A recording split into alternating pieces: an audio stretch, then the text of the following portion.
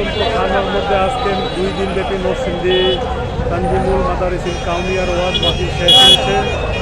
এখন মাহফিলের শেষ সময় সবাই যার যার গন্তব্যে চলে যাচ্ছে। এখনও অনেক মানুষ এখানে উপস্থিত। আজকে 2 দিনের মাহফিলে একটা আশ্চর্যের বিষয় হলো, গতকাল আমাদের সাবেক প্রধানমন্ত্রী, 3 প্রধানমন্ত্রী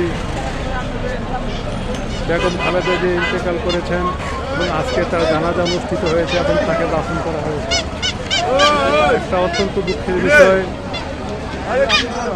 এই ওয়াজ মাহফিলে 2 দিন যাবৎ 2 দিন ধরে অনেক মাওলানা উপস্থিত ছিলেন, অনেকে অনেক বক্তব্য দিয়েছেন, কিন্তু কেউ এই বিষয়টা উপস্থাপন করে নেই, কেউ তার মৃত্যুর খবর দেয় নাই, কেউ তার জন্য দোয়া করে নাই, কেউ এই বিষয়টা নিয়ে একটু কথাও বলে নাই। উনি একজন সম্মানিত মহিলা ছিলেন, উনি বাংলাদেশের সাবেক 3 প্রধানমন্ত্রী ছিলেন, সাবেক রাষ্ট্রনায়ক, সফল রাষ্ট্রনায়ক জিয়াউর রহমানের সহধর্মিণী ছিলেন এবং একজন মুক্তিযোদ্ধার স্ত্রী ছিলেন এবং সাবেক সেনাপ্রধানের স্ত্রী ছিলেন। ওনার জন্য একটু দোয়া করা উচিত ছিল, ওনার বিষয়টা এখানে উপস্থাপন করা উচিত ছিল।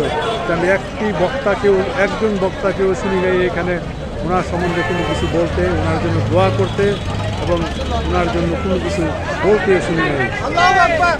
এটা অত্যন্ত একটা দুঃখের বিষয়। যাই হোক, আমি আমার মহান আল্লাহ তাআলার কাছে দোয়া করি, আল্লাহ যেন আমাদের নেত্রীকে মাফ করে দেন, আল্লাহ যেন ওনাকে ব্যস্ত নসিব করেন, আল্লাহ যেন ওনার স্বামীকে ক্ষমা করে দেন।